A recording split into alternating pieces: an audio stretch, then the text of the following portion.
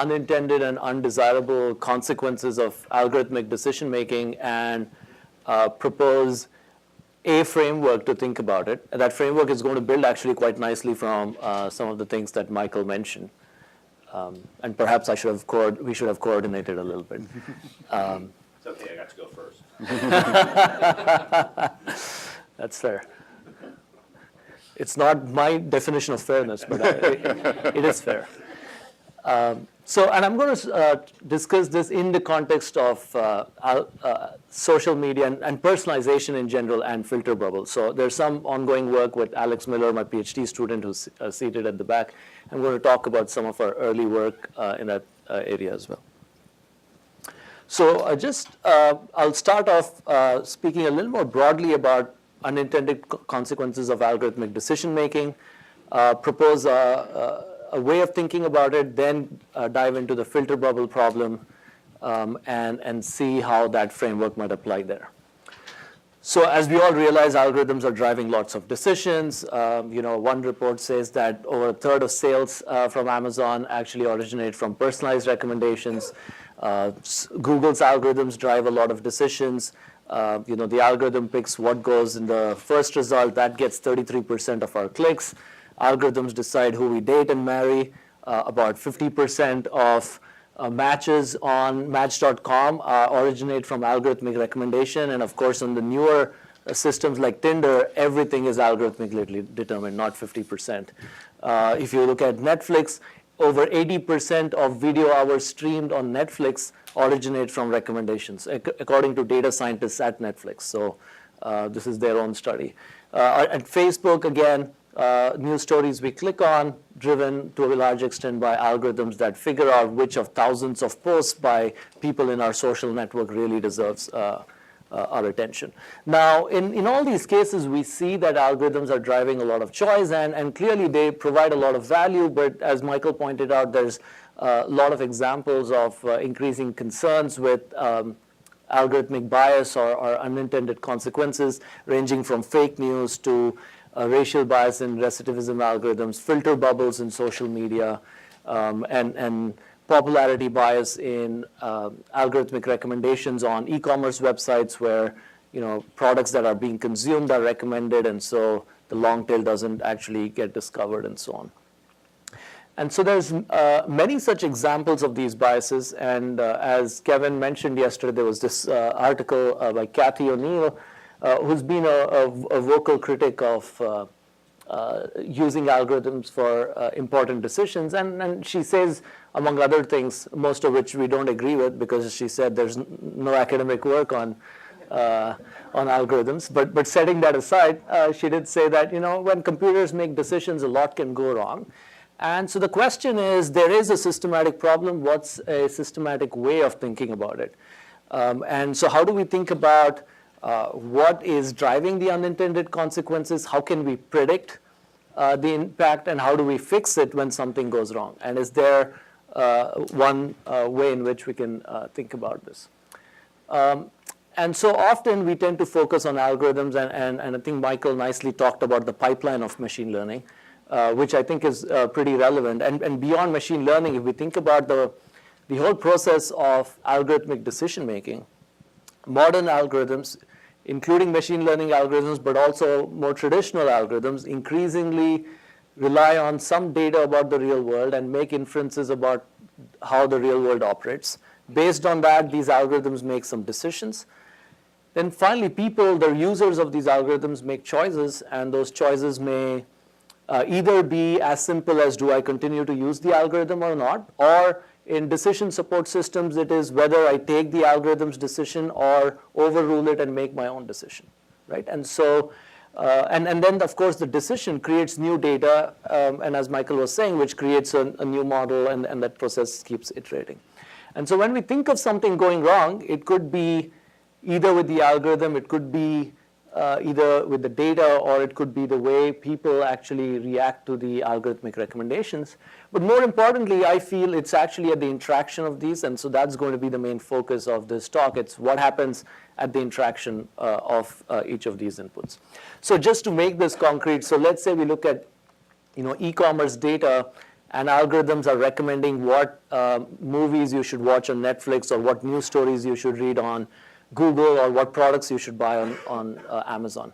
So the data in these settings are actual decisions that have been made in the past of what we consume, or it could be reviews and ratings, so it's decisions on what we have reviewed or rated in the past. And there may be selection biases. We don't consume products at random, and we don't rate. Even if we consumed a set of product, we don't also rate at random. We tend to rate what we love and hate, but not things in between, right? And so there are biases in terms of the data that we are observing. In terms of the models itself, one of the most commonly used algorithms for recommendation is a collaborative filter.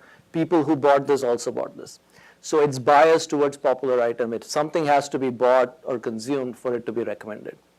And in terms of how people respond to these, people may respond to the recommendations in different ways. So you might say, if the recommendation is for a familiar item, I might be more likely to buy it, or maybe it's the other way around. If it's familiar, I feel it's uninteresting and I don't buy it. So again, we also don't respond to the recommendations somewhat randomly, and so our choices also feed into the data.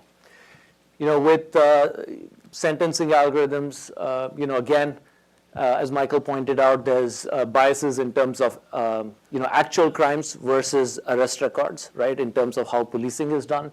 So there could be biases in the data. There could be statistical biases in the algorithm itself. And then finally, the question is, what do judges do when they see a score from a system like Compass or anything else? Do they follow it uniformly, or are they more likely to act aggressively with a score for one kind of race but not another race, right? And so again, those biases in human decision making create a new set of data which might be different. And finally, it's social media. Again, we connect with people. We might have biases in terms of who we connect with, and in turn that creates biased data sets. There might be biases in the algorithms. So for example, Facebook's algorithm, when it sees 2,000 posts that it could show you, it uses tie strength as a key indicator of whether you would want to consume a post by somebody. Tie strength is seen based on the number of times you interact with that person on Facebook. So the algorithm itself is more likely to show posts by people with whom you interact more. You might yourself select who you add on the network. And then finally, of course, even when we see a set of news stories, we decide what we click on, and we might have confirmation biases. We might choose to click on stories that are consistent with our views. And so that can, again, drive filter bubbles. So all of these factors can contribute individually into an observed phenomenon, whether it's race bias or sentencing, whether it's filter bubbles with social media, or popularity biases with algorithmic product recommendations.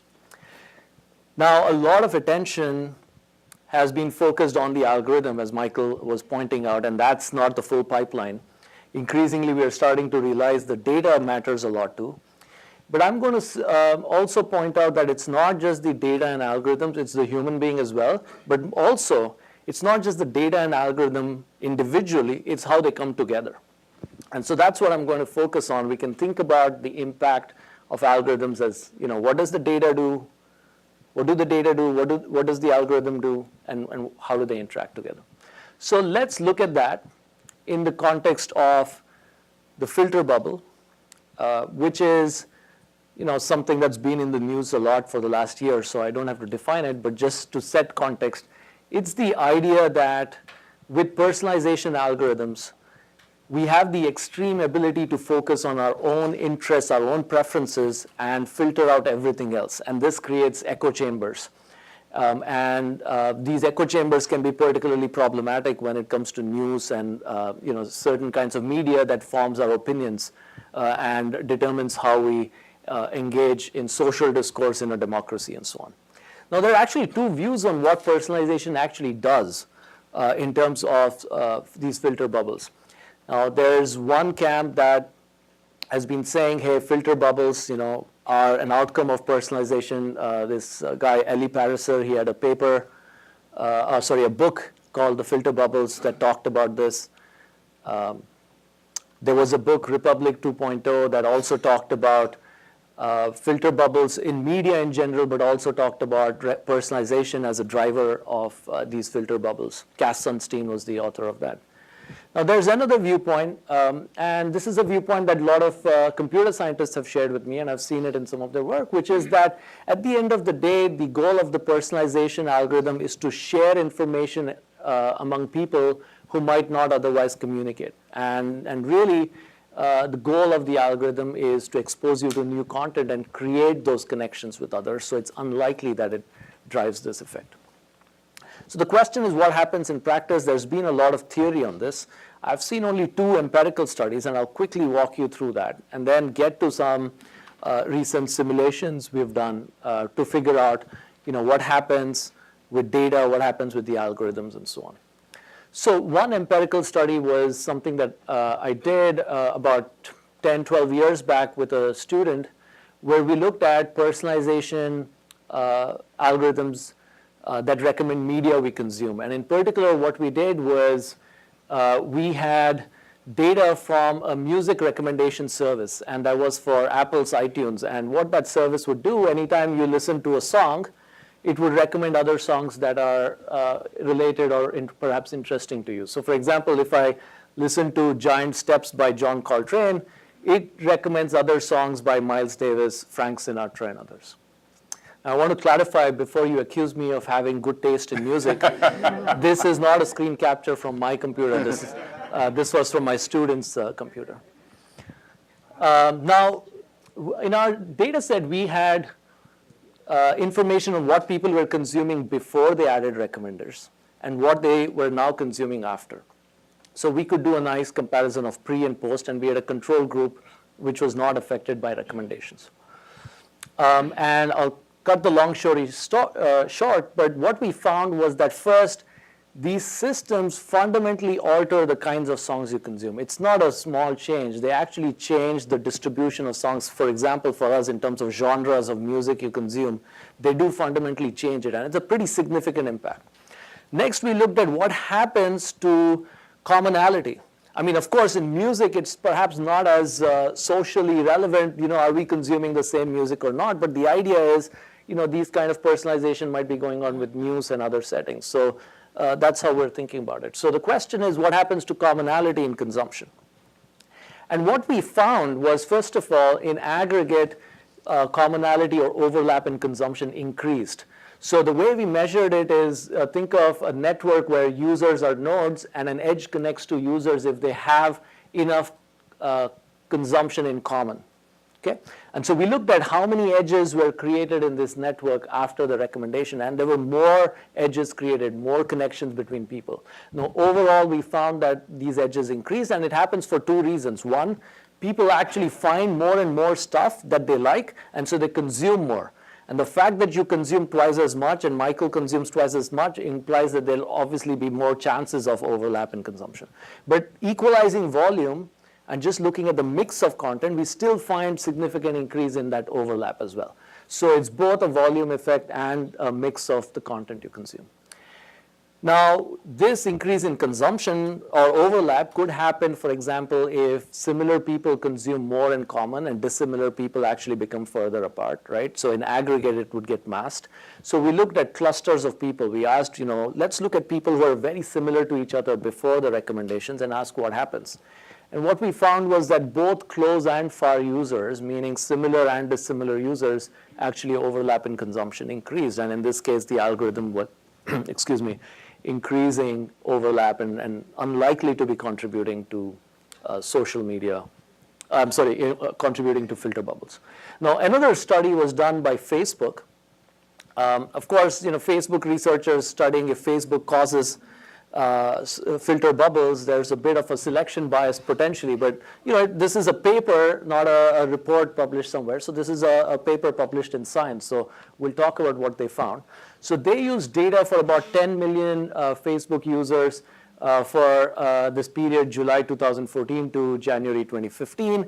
And they looked at people who have self-identified their political affiliations as either liberal, conservative, or moderate. And then they looked at what was social media doing in terms of their consumption of news content. So basically, they classified all of the content they were consuming into hard content and soft content, hard being news stories. And then they tried to see, are people consuming cross-cutting content? Are liberals consuming content that is primarily conservative or the other way around? Okay. So first of all, they find that every news story that's there on Facebook, they classified it into, is this moderate, conservative, or liberal? And their algorithm actually assigns how liberal is the viewpoint in there and how right-leaning, left-leaning it is, and so on. And so across Facebook, what they show is that there's all kinds of content. Now, if we think about that framework I mentioned earlier, if we are not consuming cross-cutting content, it could be because of the data, it could be because of the algorithm, or it could be because of the choices we make. And so the question is, which one is it? So first thing we can look at is the data. The data are generated by choices we make. For example, who we add as our friends on Facebook.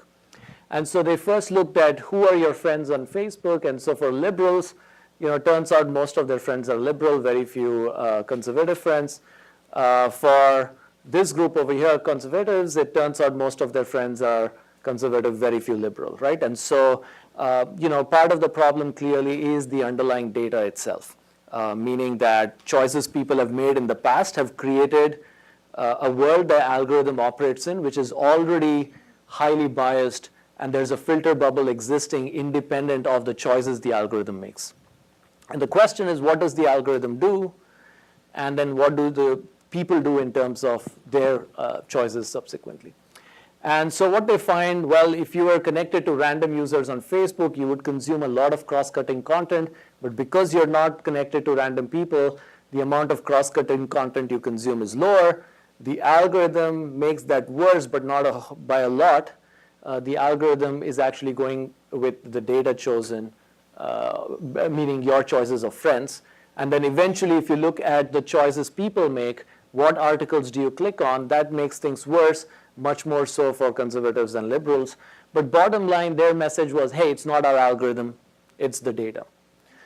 Right? But you could argue that the algorithm itself makes certain choices. For example, it is saying this is the data it's going to use, and that it has to come from your friends, and it cannot come from anywhere else other than your friends. Right? So there is clearly a choice in the algorithm which has fixed the data set it will use for itself. And so let's look at that, and let's look at how do we reconcile what's happened last year where everyone felt like, hey, we were in a filter bubble. Was that choices we made? Was that the choice of the algorithm, and so on? So I'll illustrate it through a very simple example, and I'm happy to later talk about implications more broadly. But the simple example is a simulation we ran. And for the simulation, I'm going to go back to, say, a news recommendation algorithm or a media recommendation algorithm. And essentially what we did in the simulation is we created a world where people have some preferences, and the content that might get recommended also has certain values along this preference space. So for example, so there's two attributes here. You can think of as many attributes as you want, and these two attributes here may be characteristics like, is this liberal, or is this more conservative, the viewpoint in the story, or is this sensational storytelling, or is it more understated and more research-based? So, and you could have as many attributes as you want. So every product or every news story has a position in this attribute space. And every individual has a position in this attribute space which denotes their ideal point. What is their perfect product for them? And essentially, users are more likely to consume items that are closer to them than that are farther away. And recommendations look at past choices people make, and then pretty much follow the algorithm to figure out what to recommend to the user. And once a recommendation is made, the user doesn't have to consume it. It just increases the probability that the user will consume the item. So here's a simple example where we essentially create this simulation where products are these X's here, and users are reds and blues. And reds and blues sort of say which type you are. And you could create multiple kinds of worlds or multiple kinds of people. So we create two worlds. One is a village where we'll call this the global village. One is a world which we'll call as the global village, where there are two groups, red and blue, but actually they differ not by a whole lot. They're positions are drawn from these circles that are actually quite overlapping. The other world is a polarized world where people have preferences with very little overlap, right? Very polarized world. So that's the data set that we create. People make decisions based on their preferences, which would come from one of these two worlds. And those are the two data inputs to the algorithm. Next, we pick two algorithms. One algorithm is the standard collaborative filter. Find people like you, ask what else have they bought, and recommend the most popular item that people like you bought. So this is essentially people like you also bought this, or people like you also consumed this, right? That's the standard collaborative filter. The other is a collaborative filter that we use to try and increase more, create more exploration, more diversity in consumption. This is along the lines of what Michael was saying earlier. One way to correct for biases might be to take a deterministic system and make it more probabilistic. The deterministic system says, here are people like you, I'll recommend the most popular item. The probabilistic system says, here are people like you, I will recommend any of these items, and in probabilities proportional to their usage. So I'm more likely to recommend A than B than C and D, but everything has a chance of being recommended. So those are the two algorithms. And essentially, we run this simulation. We measure overlap again in terms of, create an edge between two users if they consume at least one news story in common. So there's at least some shared information base for these two users, right? And so now we're going to measure what happens. So these are the two dimensions. Data. Data can come from a polarized world or a world where it's a global village, and two algorithms, the standard collaborative filter and the stochastic one. And so here's what we find. So these edges connect people who have some overlap in consumption. Blue edges connect the blue guys, red edges connect the red guys, and the black edges connect people who have different ideological preferences. Okay? What we're measuring over here is the extent of overlap. So what percentage of edges are cross-cutting? Okay? So what percentage of your edges are with somebody from the other group? With the standard collaborative filter, with both the data sets, you can see it's nearly the same, 43% and 44% of the edges are with the other group. And what we see when we move to the other world is that changes. And so specifically what we find is that in a world where the original data are polarized, where people are highly polarized, one recommendation system, the standard collaborative filtering algorithm, actually is associated with far lower of this filter bubble kind of phenomenon than the stochastic recommendation algorithm. On the other hand, that reverses over here. When the data set is from like this global village kind of world, the stochastic algorithm actually increases the extent of overlap between these people. And so what it's saying is it's not, if your goal, if your policy goal was, hey, I want to make sure my algorithm does not create these filter bubbles, well, the answer is it depends. In this world, I'm really worried about this algorithm, but in this world, actually, I quite like it. So it's not so much that the algorithm has a fixed effect. And similarly, if you look at what does the underlying data set do, if I'm using the standard collaborative filter, the underlying data set does nothing over here. So almost no change in the extent of polarization. So what's happening over here is that the data set doesn't matter as much. But over here, the data set matters a lot. And so what this is ultimately trying to say is, it's not like there's one data set that's a problem. It's not like there's one algorithm that's a problem. But when the two of them come together, it could be highly problematic. And so it's kind of this idea that sometimes data matters, sometimes algorithms matter, but it's also extremely important to ask, how do the two come together? And that's really the point here. And I see some hands up. It might be a good time for me to end as well. So I'll just end by saying I mentioned this in the context of filter bubbles, but you could ask the same question in any of these algorithmic decision-making contexts that Michael brought up or that I mentioned. And really the issue is the same. And what I illustrated that these interactions can be quite powerful was for a very simple algorithm. The collaborative filter is a super simple algorithm, no machine learning aspects to it. There's no learning as such going on in what I just described. Whereas in reality, the algorithms can be more complex. The data set that the algorithm is using can be far more complex than this simple data set I mentioned, and the systems can be less transparent in terms of how does it actually make the inferences it works. And so these interactions can be way more complex than what I described over here. So I'll end there. Great. Future work, I'll skip that. Great. Thanks.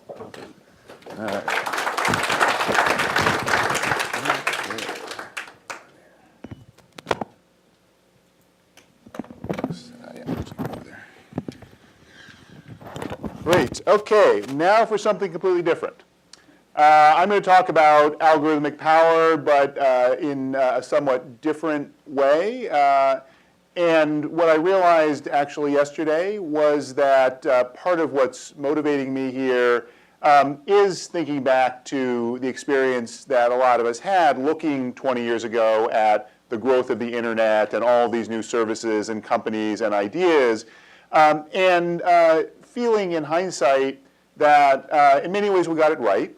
It was true that there were these innovative, small, new companies and new techniques that were developing that needed to be protected, both against government power as well as private power. But in some ways, we were too naive in not anticipating the new kind of power that those new companies and platforms and techniques could create over time.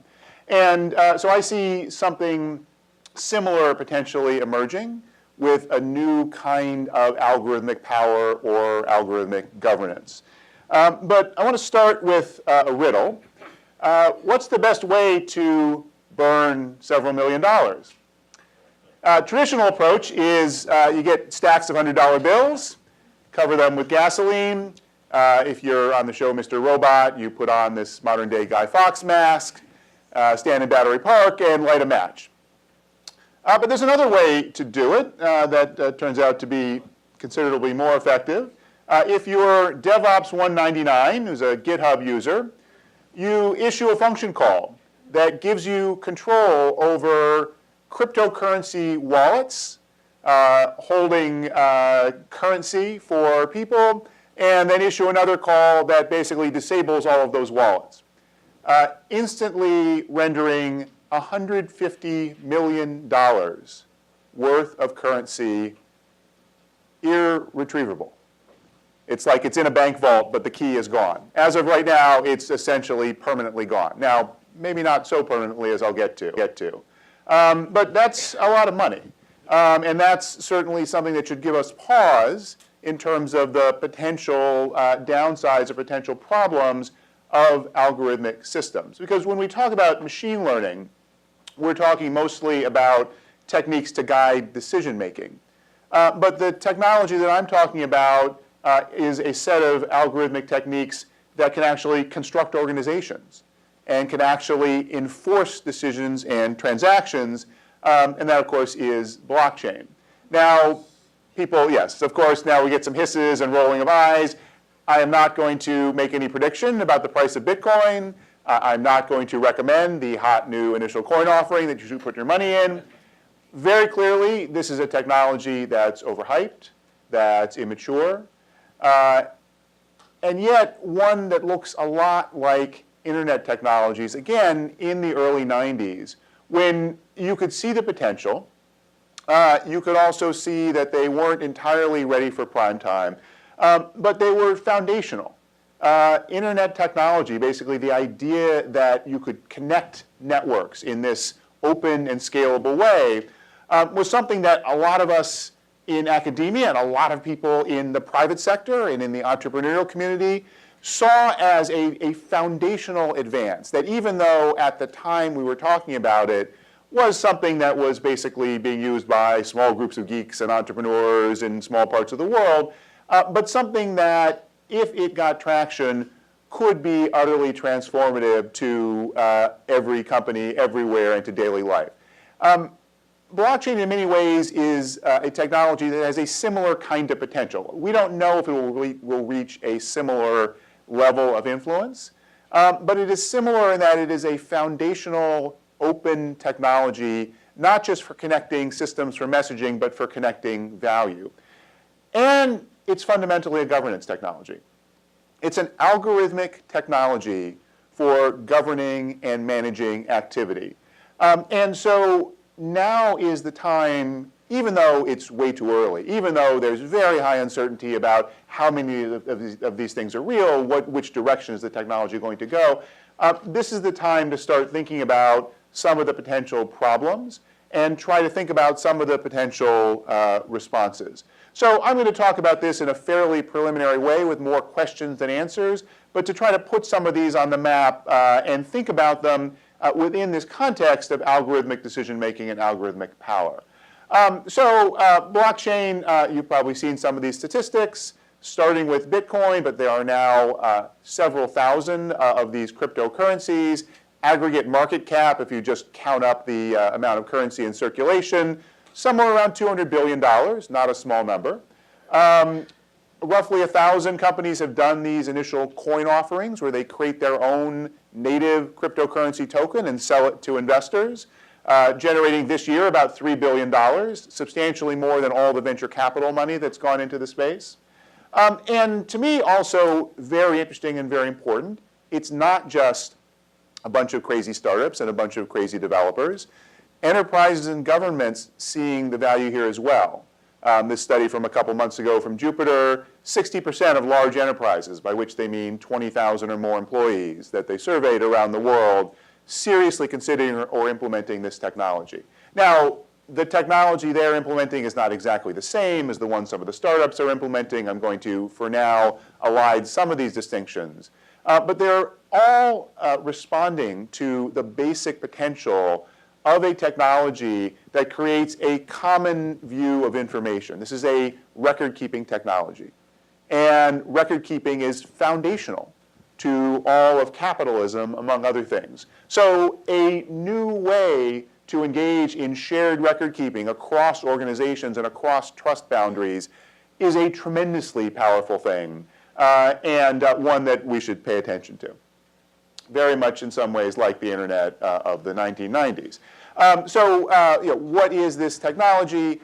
It's been called a technology of trustless trust. So the idea here is if you have a group of actors within an organization, across organizations, they don't necessarily trust each other. They don't necessarily trust anyone in the process. They don't necessarily trust any central authority, whether that's an intermediary like a financial exchange or a governmental authority, and yet they trust the outputs of the system.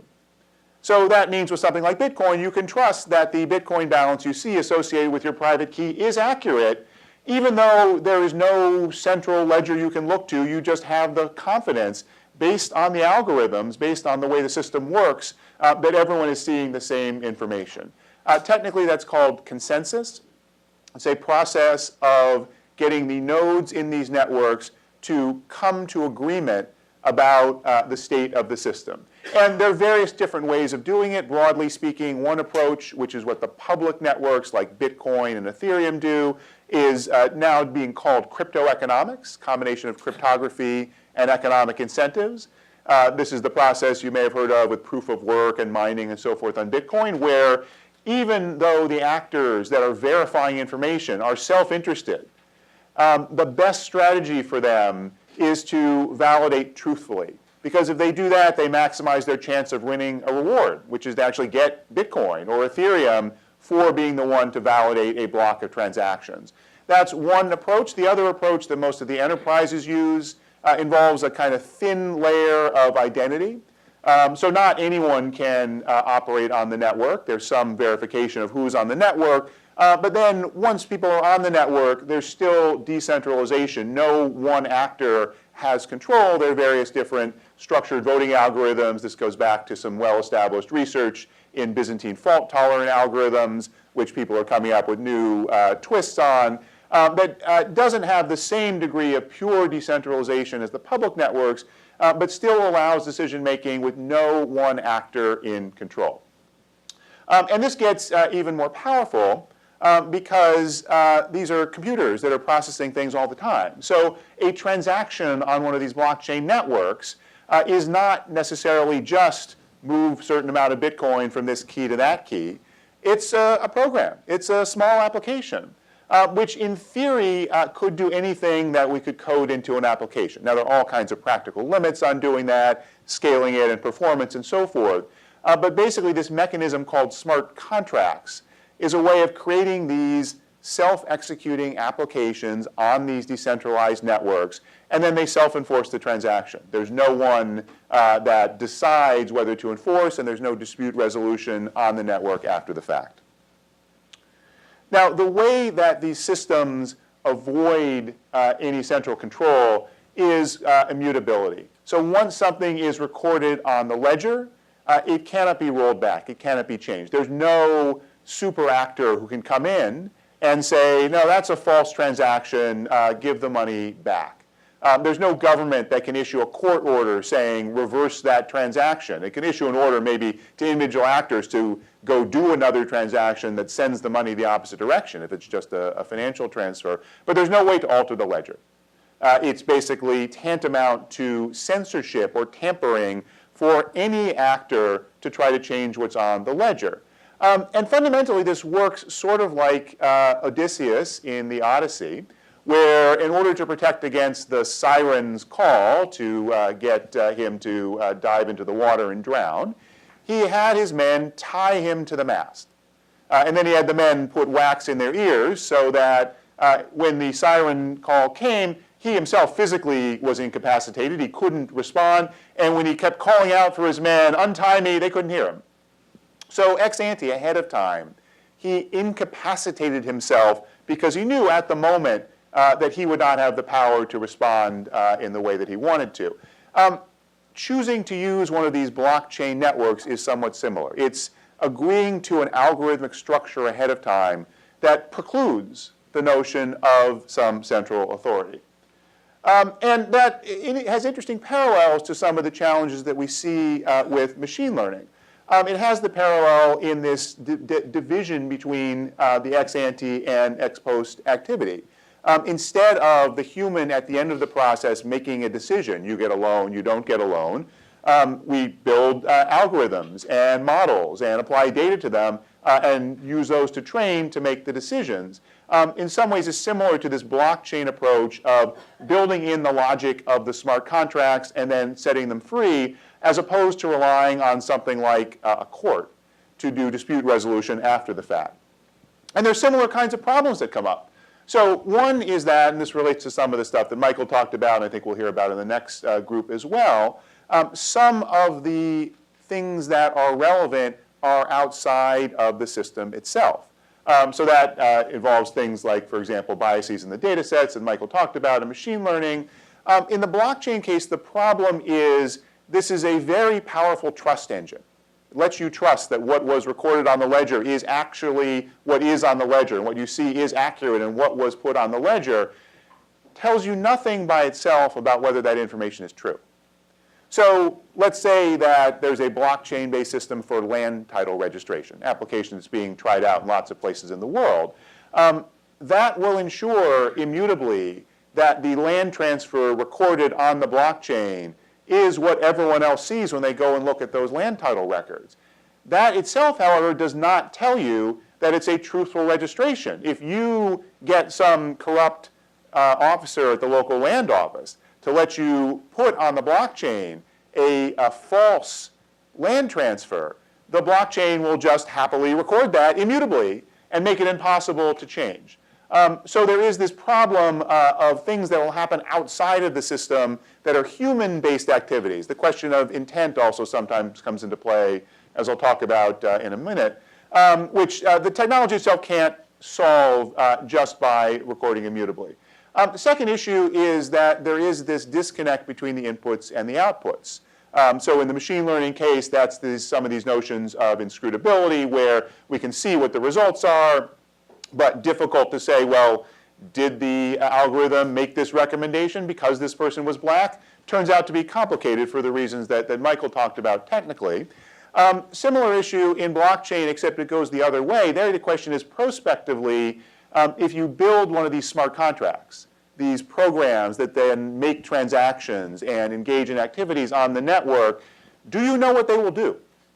Well, these are computer programs. And in some cases, it's fairly straightforward to formally verify, here is what this program will do. But in some other cases, it's a lot more challenging.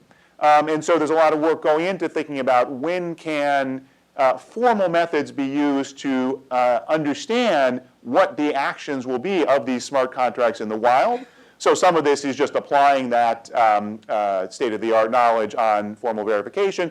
But there are some categories where that might not be possible given the open space of different kinds of smart contracts that can be written. So what does this lead to? Things go wrong. First of all, potential catastrophic failures. Second of all, more subtle but in some ways more dangerous, creeping recentralization. So the whole value proposition here is get away from central control. Get away from the traditional corrupt or inefficient, what have you, systems of decision making. But in some cases, maybe we wind up with the worst of both worlds where we get new kinds of central control without accountability. Two quick examples. A year ago, something was created called the DAO, Decentralized Autonomous Organization, distributed crowdfunding, basically equity crowdfunding scheme. They got people to contribute Ether, which is the cryptocurrency of Ethereum, a thing like Bitcoin, to this automated smart contract-based system. In return, people got tokens, which let them vote on projects. The idea was development teams would say, here's my project, I want to get funded. You would vote, your tokens would go to the development team, and then if they hit certain milestones or generated revenue, you'd get some money back. $150 million of Ether contributed in about 2 weeks to this project. This was at a time when that was 15% of all the Ether in circulation. And then very quickly got hacked. There was a bug in the smart contract code. Someone figured out a way to siphon off about $60 million of that money to their own smart contract. Pure theft. But from the perspective of the application, the distributed application, and the smart contract code, it was a legitimate transaction. Right? This is about human intent. A human looks at that and says, that's a thief. But the machines looked at that and said, oh, that's someone calling a function that is available in the system. And there's no way to distinguish it from a normal transaction. And it's immutable. So there's no way for someone to say, well, let's pull the dead man's brake and send the money back. That function is what was prospectively taken out by using this approach. In the end, because this was an existential threat to the entire Ethereum network, the community, the foundation that oversees Ethereum, agreed to do what's called a hard fork. They literally broke the entire Ethereum network, not just the DAO, but the entire cryptocurrency, split it in two, and convinced enough of the miners, these verification nodes, to run that updated software, and had a new fork where essentially up to this moment everything was the same. From this moment on, magically, that theft transaction was reversed. Got all the money back. But there was the other fork too, where the theft still happened, which they thought would just sort of die out. There was a kind of dissident faction that said, you know what? Immutability is so essential. That's the whole point of this approach. We can't have some motley group of developers here saying, well, our friends are losing money, so we're going to reverse it. So they started mining the other chain. That's now called Ethereum Classic. Year and a half later, both still exist. All right? The main Ethereum, ETH, is worth a lot more, but Ethereum Classic is still there.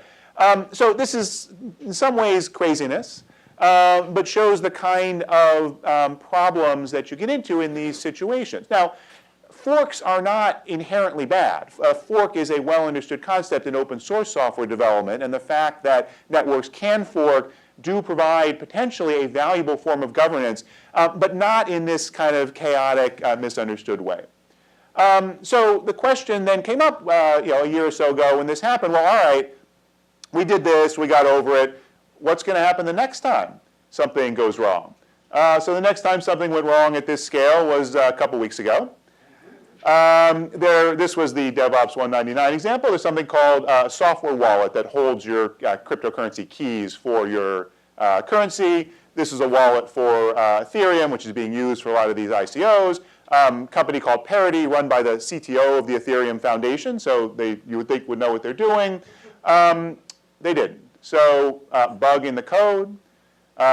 Turned out that even though these are decentralized, all for sort of corner cutting to save money on the network. They basically had, when these wallets were initialized, they all used some preliminary template code, and then someone forgot to initialize all the wallets, allowed someone to basically call a function that suicided, prevented access to all of these wallets holding this $150 million.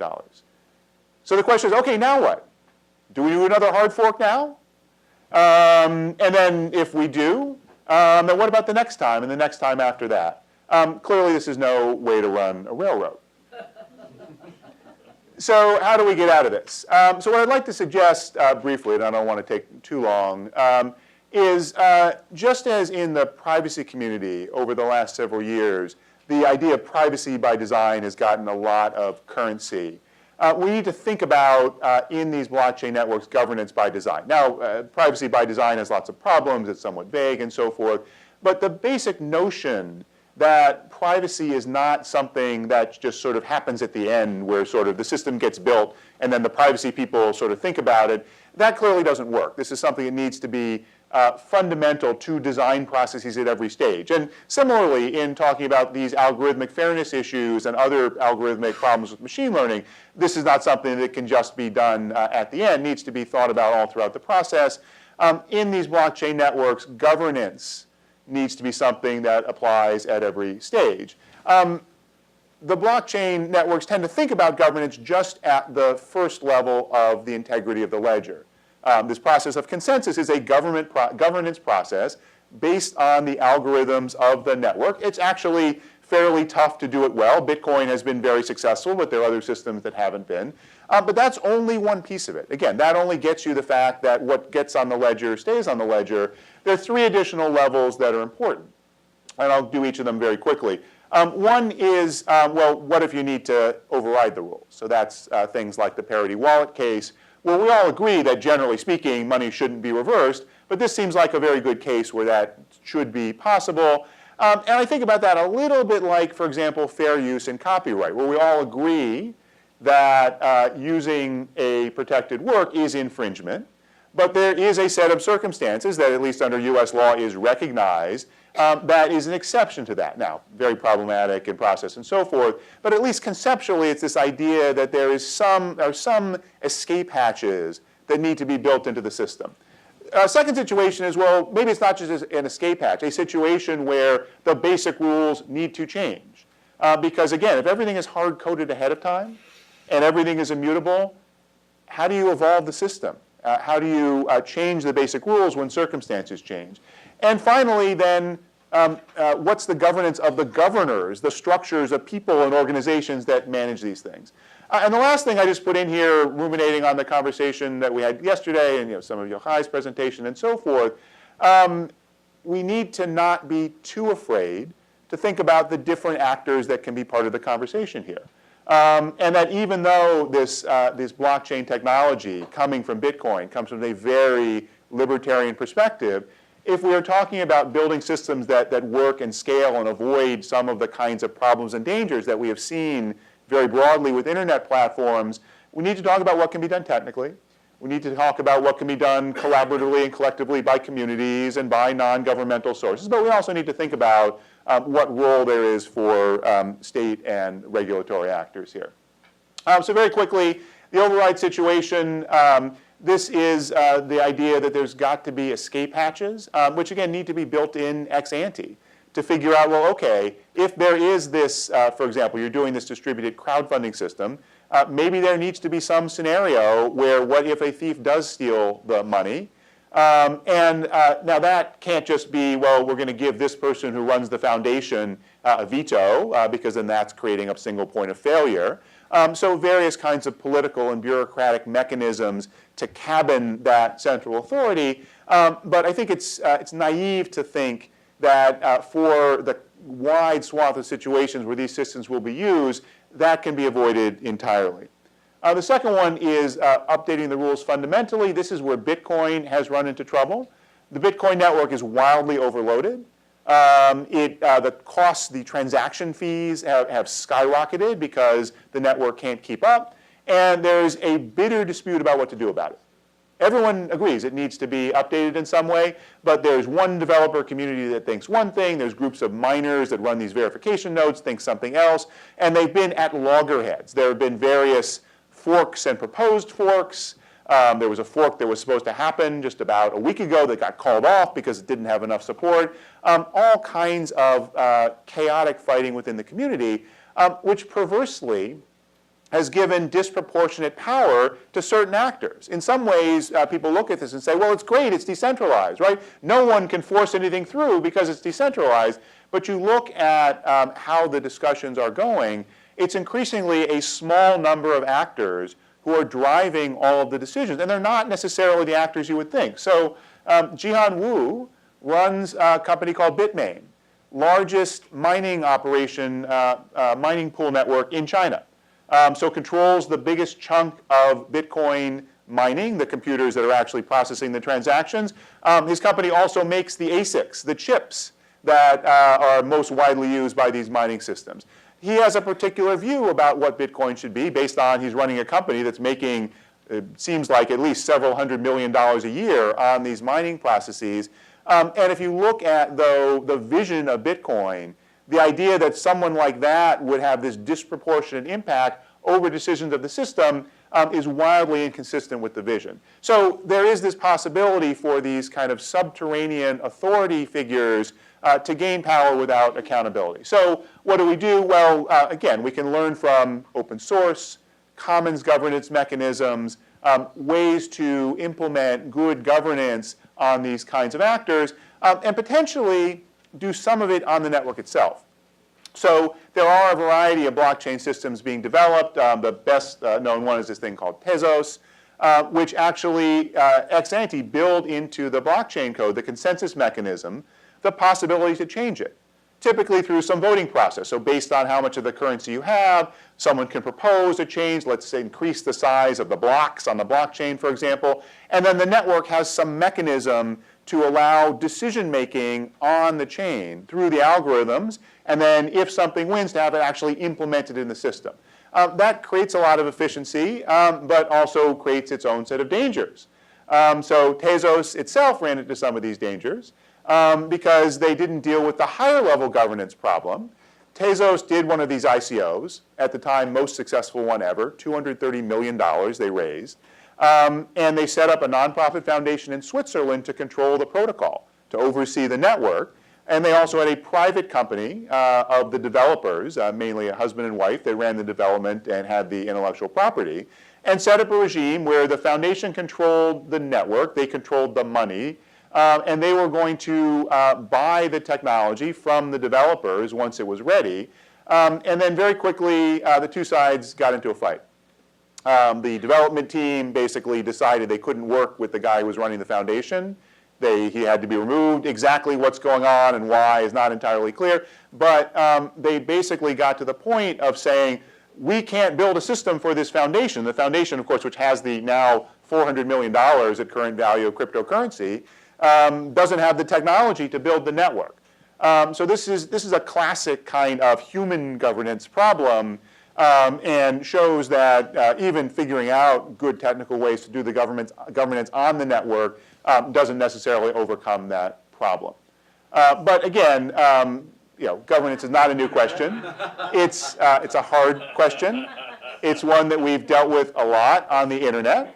This is a little bit too flip, but ICANN is certainly something that has worked very hard over a very long period of time, addressing lots of controversies and been sort of the locus of a lot of debate on internet governance. We're going to see something similar in this blockchain world. And again, as I said before, I think the opportunity now is to try to get ahead of it before there is quite so much at stake. Last thing, just to show something that's happening right now. Gab is a social network messaging service that is preferred by the alt-right and neo-Nazis, used very widely for harassment of people who get kicked off of places like Twitter. And they had the bright idea of saying, well, okay, blockchain, decentralized, no central power, sounds good to us. So they said, all right, we're going to do an ICO. And we're going to build a peer-to-peer, decentralized, uncensorable GAB network on top of Ethereum. And the response was interesting. Now, Ethereum, again, it's a global network of cyber libertarian, free speech absolutists. Immediately after this happened, some of the leading figures in the Ethereum community, their response was, we don't want you here. All right? Get off our lawn. This is not what we stand for. We do not stand for hate speech. We do not stand for harassment. That is not why we are building this technology. But it's kind of a difficult position to hold when you're building a technology that's designed to not allow these kinds of decisions to get made. So they are now starting to struggle with this question of, well, how do we draw lines? Is there a way for a decentralized community to have some baseline standards and not basically turn into what they were trying to run away from before, which is the problem of government power and the problem of private power in traditionally centralized environments? No answers yet. But again, I'd like to suggest this is something where we can learn from what's happening, obviously not a universally good situation, but the debates that we're having, some of the things we talked about yesterday about the power of platforms, some of the things that we've learned about governance in different kinds of decentralized communities. I think this is the opportunity to have these debates, and again, to also have thought about where can law and regulation play a helpful role in allowing these systems to be used for good and not for ill. So I'll stop there. Thanks very much.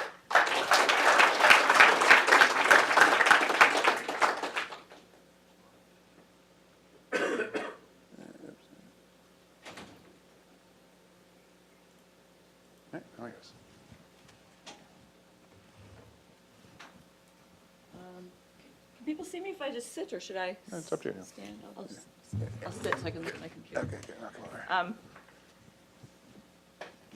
Microphone on.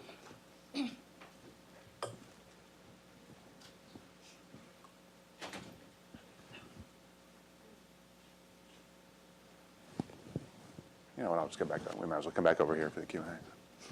Yeah. So turn it right, yeah, on the top of it, there's a little button. Yes. There you go. Okay. Thanks, and thank you to Kevin for inviting me and giving me this pretty challenging job of commenting on these presentations without having seen any papers beforehand. Already giving my excuses. But let me start by with a few comments. I just make a few comments and then we'll open it up. So I want to start with a few comments on Kartik's presentation first. The first thing I have is actually a question that I hope maybe you'll answer after I'm done with the comments. Is I'm wondering what is the intuition that explains your result about the different effects of stochastic recommendations in the polarized and global village worlds.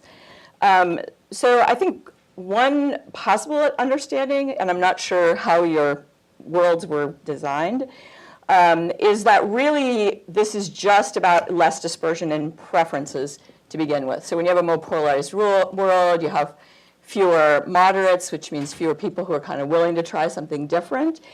And if you kind of combine that maybe with an idea of choice traveling by contagion, which might be there in your model since it's local, is that what's going on, or is it something else entirely?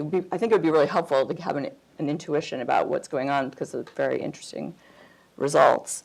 The second thing I wanted to just mention, and maybe this harkens back a bit to something that Yochai said yesterday, is that I think one of the things that sort of jumped out to me in the presentation and in a lot of the discussion of this sort is sort of the strong assumptions about exogeneity of choice preferences that seem to underlie these recommender systems. And I'm just wondering whether people have thought about that, I was intrigued by thinking that your model, your simulation model, might allow you to explore what happens if you relax that assumption a bit and see what you get. And then just more broadly, and this also relates a little bit back to Michael's presentation this morning, and this is like, I get to ask my question even though I didn't get to ask my question. But it relates to both presentations, is that it seems to me that one of the things that is not discussed much in discussions about machine learning and bias and algorithmic decision making and so on, is the question of what are the effects of feature choice. For example, in Kartik's model, and in the recommender systems in general, as he pointed out, the homophily effect, the fact that you have this large effect, relates to the fact of which features you chose to matter. Another kind of example of this that I've been thinking about lately is that in a machine learning context, you could get bias that results from feature choices to the extent that there are real cultural or some other sort of differences between people, and your features are just more sensitive to some people's behavior than others. So I just think that I'd throw that out as something I think deserves maybe more attention than it's getting, or at least more attention than I am aware of that it's getting. And then the second question of a similar sort, also relating to both Michael's and Kartik's presentations, is I think another question I've been thinking a lot about in terms of algorithmic decision making, and I'd love to hear your thoughts on it, is one question is, how does any decision maker, so it could be the person who's deciding whether to follow the Amazon recommendation, it could be a judge who's deciding on whether to release a particular arrestee pre-trial, how can this decision maker know whether reliance on the algorithm's recommendation is justified in that particular case? And it seems to me that overall statistics on accuracy, no matter which way we look at them, fairness, false positives, false negatives, might be only part of the answer if we want to know whether the recommendation is justified in a particular case. So, for example, some things we might want to know that those things don't get. Well, we'd want to know about bias, but other than that, we might also want to know things like how sensitive is my outcome in this particular case, or the outcome relating to the defendant in front of me, to specifics about how the model was created. So, I might be someone who is like right within the pack of people, like I am, for example. I read mystery novels, that's basically what I read. So I'm like way over there in the pack. If you recommend mystery novels to me, you're doing the right thing. But maybe there are people who, you're recommending a mystery novel, but actually if you had used a slightly different algorithm, slightly different model, you might have ended up recommending a different book. I might want to know where I stand there. And what are the metrics for doing that, and how important I think is sensitivity testing? And my guess would be probably more important than we seem to be thinking it is now. A similar question is, once I get this recommendation, how do I know, and this maybe is related to explanation in some sense, how do I know how to incorporate any other information that I know that's not reflected in the features that were available to the model?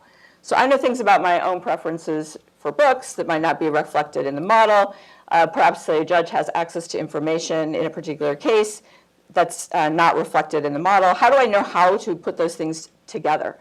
That I think is a pretty hard question. So those are sort of my comments and questions about from Kartik's presentation. So now let me tell you a few things about Kevin's presentation. I am so lucky that like 2 weeks ago we had this great presentation at the Privacy Research Group about the blockchain. Whew, man, I'm really glad I had that. So I really love Kevin's presentation, and also he has some writing on this, which I looked at before. And mostly I agree with a lot of the stuff that he's saying. I want to abstract even a little bit more from this question about governance, and I'm very interested in governance questions in general. But I want to abstract a little bit more from this question about governance to just question the idea or ask how we should really think about what kind of governance is going on in a particular system. So you can look at the blockchain as being basically distributed governance, democratic, shared governance, all those lovely things.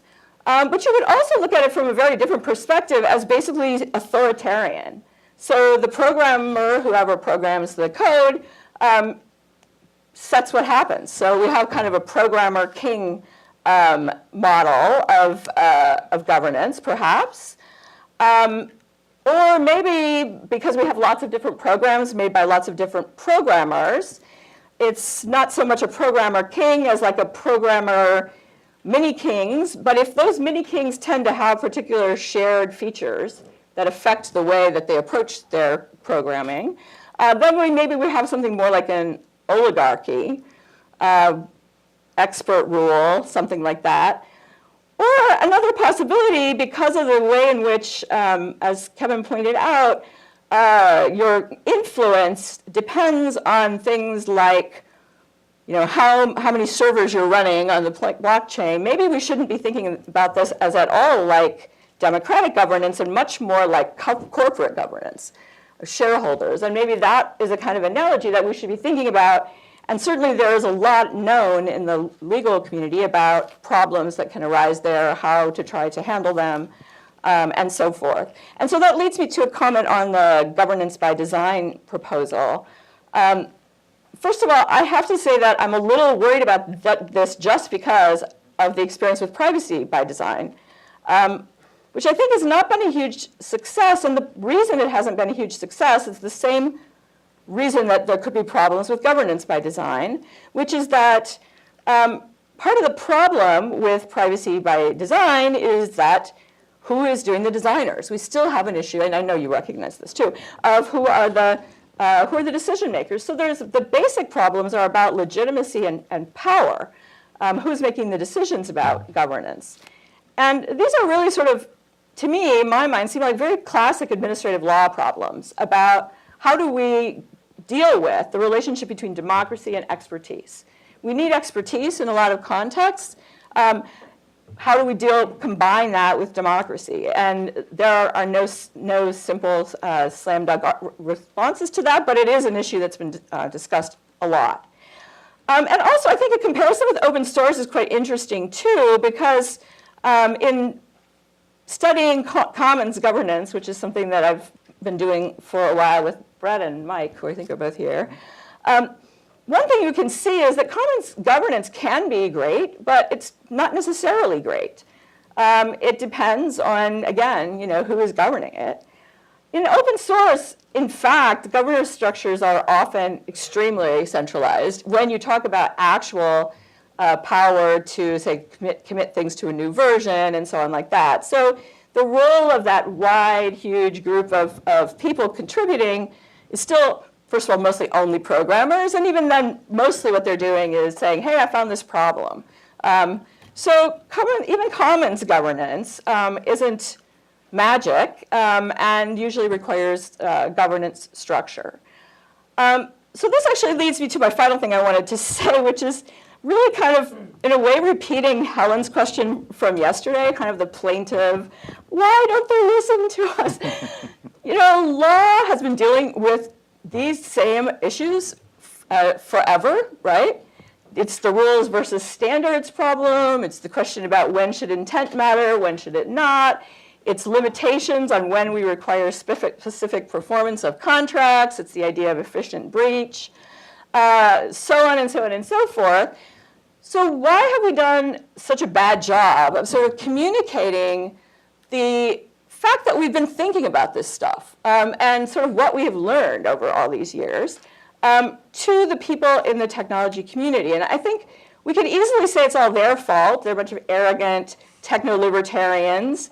And shouldn't they know that software always has bugs and stuff like that? But I also think it's worth thinking about us, like what could we be doing better to reach across these boundaries and not come in with an arrogant way ourselves and say, like, well, we know how to do this, but just to simply say, look, these are problems that are not new. There's a lot of work in thinking about what's done with what to do about them.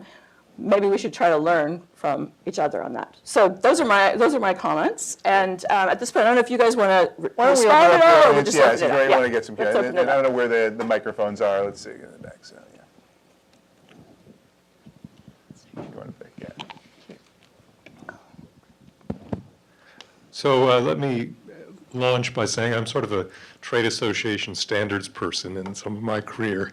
So I would like to ask, is there any effort to think about these at a meta-organizational level, that is an association of blockchain providers and standards that they might adhere to? So yes, certainly in the enterprise world. So for example, there's something called the Enterprise Ethereum Alliance. There are consortia. There's one called Hyperledger that's under the Linux Foundation that's standardizing these things. In the sort of public blockchain world, there are trade association type vehicles. There's one thing called the Center for Digital Commerce, but they're not technical standardization bodies so much. So there are, and right now really it's the platforms themselves are trying to work it out. There's people building interoperability layers, but not thinking about it in that standard sense. So I agree with you. I think that would be a fruitful direction. Oh, meanwhile, there's someone with a mic over there. Yes. Okay, so I couldn't help but think that here we are in Philadelphia, 230 years to this year from a constitutional convention where we had actually addressed many of these same questions concerning override the rules, permanent rule change, organizational governance of the network. Like all of these questions are very similar. So I ask, where are the institutions in supporting an infrastructure that actually serves the interests of the people who use it? It seems to me that Foucault had referred to escaping the gaze as something that people want to do when they have an interest in interacting in the world in a private way. And it seems that privacy is a major motivating factor for people using these cryptocurrency and distributed transaction networks. So my question is, why do we not see institutions express an interest in promoting a privacy-enhancing infrastructure that may or may not use distributed ledgers, but is something that people can actually use for the reasons that they use cryptocurrency networks and DLTs that promote privacy today? It's a good question. We do. It's very preliminary, and part of it is again this culture that says this is a lot of people who don't want to be part of any club that would have them as a member. There's a sort of, but we're seeing, for example, the Bitcoin community having these sort of terrible debates about. There are some efforts to say, well, gee, the IETF, for all its warts, did a lot of these kinds of things pretty well. Let's at least look at what they do and figure out what parts of their process make sense. So there's some efforts. There's efforts to create what's called self-sovereign identity, because one key layer of this is to have some identity construct that is decentralized and empowering of the individual. And so there's efforts to build, there's something called Project Indy, which is part of Hyperledger, that's trying to do that in a sort of serious, thoughtful, institutional creating way. But right now we're still at this point where like the developers are on about the third or fourth floor of the house, and you're talking about building the foundation. And their view is, well, we'll get to there when we get to the roof. But yeah, it's really needed. So I have two questions for Kartik. So one is that it's related to the polarized and the non-polarized group in comparison with CF and then like stochastic CF. So I was just wondering if you have tried the complete random recommendation. So basically, if you have 4 items, just 25% like in probability to each item. I mean, in principle, if your hypothesis is true, like you have to see more polarization in the polarized group, right? So I was just wondering if you have tried that. And then the other question is, I was just wondering if the discrepancy between your study and then the 2014 science paper that you introduced, can be accounted by a little bit like a cold start problem. So like in music, you probably don't have like a cold start problem much, but in the Facebook, political stance, type of things, the cold start might play a role, in terms of polarization. So I was just wondering, like, between the two, yeah. Sure. So your first comment question was, did we consider other recommender design, in particular random recommendations? So we haven't done that, meaning tested with random recommendations, but we are indeed thinking about, looking at a wide class of recommendation algorithms beyond the classic one and one minor variation of the classic. So you even have, the recommendation algorithms that Amazon uses today, for example, have changed a lot. There's a lot of machine learning in there, so it's not as programmed in a sense. And so we are planning to do some of that. I think random is an interesting idea which we could put in. And that I think also relates to a comment that you made earlier, which is that it's the exogeneity of preferences. And I think what we ultimately did was we varied the data and the algorithm. You could also talk about varying people's preferences, because ultimately the data are coming from people's preferences, and we proxied for that by varying the data. But instead we could say, well, here's a world where people have these kinds of preferences, and here's another world where they have these other preferences. And so that's another direction we could have gone. And your second question was about cold start. For those who are not familiar with it, it's the idea that, when you start these systems, initially there's no data. So where is that data coming from? A new item comes in or a new user comes in, you'd have no information about the user or the item to be able to make recommendations. And so how does that come in? I think it ties in nicely to our point that initially the algorithm uses data, and the question is, what's the structure of the data? And if you have a cold start issue, what are the assumptions that the algorithm makes to address that? And ultimately, these are all the design questions within the algorithm, which clearly have an impact.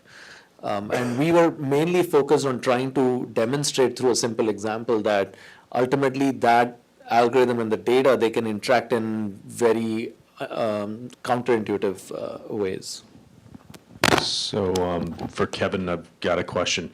There are public blockchains like Ethereum and Bitcoin. There are private blockchains like Fabric. By the way, thank you for the indie shout out because I work on it. But there are private blockchains like Fabric and Sawtooth, and now you have emerging public permission blockchains. I'm a owner of Bitcoin, but I'm not a miner, which means I don't have a say in the network. Can you talk a little bit about trust frameworks and what they do for the user, as well as the overall governance of the network is super important, but also there needs to be some sort of, how is the user impacted by trust frameworks and in this idea of governance?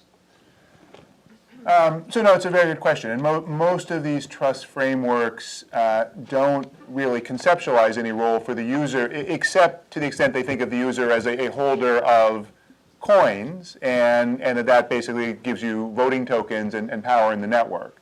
So you're right. There is, again, if we want to go back and draw these analogies, I mean, there's nothing like an electronic frontier foundation or something that thinks about itself as protecting the interest of users of these networks. Part of it is, again, right now it's so early and so messy that the question of it's really there's different groups of users. Are users people who want to buy Bitcoin as an investment? Are users people who want to transact? Are users, and these a lot of these private networks, these permission networks, have no native currency, so they're different kinds of users. So it's I guess I would say it's a good question. I think it's too early for us to really say anything robust about who the users are to figure out their interest, as opposed to by proxy the sort of development community taking the interest of the network into account as a whole. So we're running low on time. So what do you think? 2 more questions? One more question? Yeah, let's take 2 more Take quick 2 more questions and then we'll answer Right, them. So, take yeah. them without response. I wanted to volunteer an answer to your final question, Catherine, around what can we do or what have we done wrong, and a really impractical, and I don't know how we'd implement it. So we have to improve education of history and philosophy, which has sort of fallen out of the canon. And what was really striking me, all 3 presentations, including Michael, the theme that came out to me is that the really hard problems here, they're all ultimately philosophical, and they're not technological. I mean, those are interesting, but those are sort of solvable. And if you look at whether it's dealing with biases and separating correlation from causation, ultimately that's philosophical. Filter bubbles have always existed. Now they're just more obvious. I mean, the U.S. lived in a giant national filter bubble for many years. Now people are upset because it's no longer the nation state that defines it. And that goes into blockchain. One of the interesting things in blockchain governance is the first, potentially, because it's tiny, but I agree with your big potential. It's a technology that is antithetical to the nation state in terms of governance, and deliberately so in terms of many of its founders. So in that context, how do we how do we get out of this techno bubble in terms of technology can solve all our problems and get back to, the sort of, as you say, this has existed forever since humans became sentient. And So one more I'll- question and then response. So I'll essentially just follow up and Where are you? and Oh, there you are. ask. Hi, you're okay. I have one, yeah. Really, in some sense, to ask both of you to answer Kathy's thoughtful questions, in the sense that one question Catherine asked was, what's the mechanism for this unusual result you have about polarized becoming more polarized under stochastic as opposed to feedback? Our data, which replicated the Bakshi, Messing, Adamich paper in using Twitter, actually saw highly asymmetric polarization, suggesting that there are two populations, that the right looks more like your polarized group, and everybody from the center right to the left looks more like your mixed group, with a normal distribution of attention on the mainstream. So if you can think about what the mechanism is that causes this polarization, I think it would map very well onto the data we saw in the 2016 election, in fact, in terms of patterns. And just really to follow up on this, to think that blockchain is like the internet early on is to assume a certain problem. What's the problem that it's solving for? And following up on what Chandra says, it strikes me that the problem it's for is the state. Right? It's non-fiat money from the start on Bitcoin, and it's solving the problem of the state. So is there really something for which we need trustless trust? Are the rules, standards question, the way we solve them is always by creating authority and then dealing with the problem of legitimacy? And so the question becomes, is it even right to think? Right? We know from Joe Freeman, from Tyranny of Structurelessness, Iron Law of Oligarchy, it's all going to come back. That's why we create structures of legitimacy. So the question is it even right to think of it as at the level of the internet? Or should we be thinking of it at the end of the day that idea is more on the model of cyberspace in John Perry Barlow's mind? It's just wrong in terms of what it did. And is it instead just a good auditing and accounting system that will be built onto other systems? Should we just stop believing this story that it's as foundational technology as the net? Who wants to go first? So very quickly, I think that first story that it's solving the problem of the state is wrong. But I don't think that leads to, therefore, it is not of the same class of foundational technology to the internet. No, I completely agree with you. That is the misnomer, and it's the same misnomer that the cyber libertarian visionaries had 20 years ago, where they thought that this is the purpose of the internet, and if the internet does not overcome the state, then it's a failure. And I think that's the same false analogy being done here. It is not of the same. It is not the same, but a change in record keeping is not a small thing. I mean, if you ask Max Weber, double-entry bookkeeping is the foundation of all of modern capitalism. So I would put it more, and of course then has all kinds of, if we're talking about Weber, all kinds of political and bureaucratic and other kinds of implications. So I see it in that light, that it is like the internet in terms of having this deep potential to reorder society in good and bad ways, but also like the internet in that it is incorrectly thought of as being a solution to the problem of the state when it just, of course, it's going to recapitulate it. Okay, last comments? So on the question about the mechanism, which was a great question, by the way, I'll offer a potential mechanism, but I'll qualify it by saying that we aren't yet there in terms of fully nailing it and figuring out what are all the relevant interactions. Because as I mentioned, these are, it's not a first order effect. This is an interaction that we're trying to understand. But the mechanism that I'll offer is that, essentially, first let me recap the result. What we found was that in a world that's already polarized, the stochastic recommender that's actually saying, I won't take the article that is most popular among your friends, and just recommend that, but I'll probabilistically recommend everything they're consuming. It's making the world even more polarized. Now, one way this happens is that when we are essentially saying that what we can recommend comes from people like you, so we're already kind of asking what are people like you consuming, and then we're asking what we recommend. Now, within that, if we recommend the most popular item, we're looking for something that among people like you, there's enough consensus that this is something that we care about, that this is something that we like. So it's a more central news article or a viewpoint within people like you. But when we say that we'll find people like you and we'll recommend any of the things that they've consumed probabilistically, it makes it more likely that a story that's more fringe among people like you now gets more visibility. And so now you start to see more of the fringe viewpoints among people like you, and so you might also become more fringe, more extreme.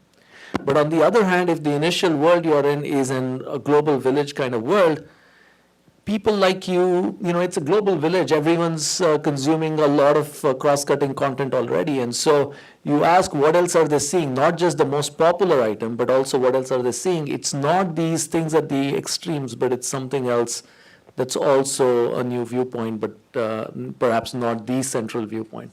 So I think that's my explanation for now. But we're really in early days in terms of first figuring out the mechanism in that particular case, but also in evaluating other algorithms, other data sets, and so on. Thank you all. Okay. We'll take about a 15-minute break. Again, there's some food in the other room across the way, and then we'll come back. We'll push lunch back a little bit so we can get back on schedule. So can you measure that? Yeah, those are really good questions, by the way, from both of us.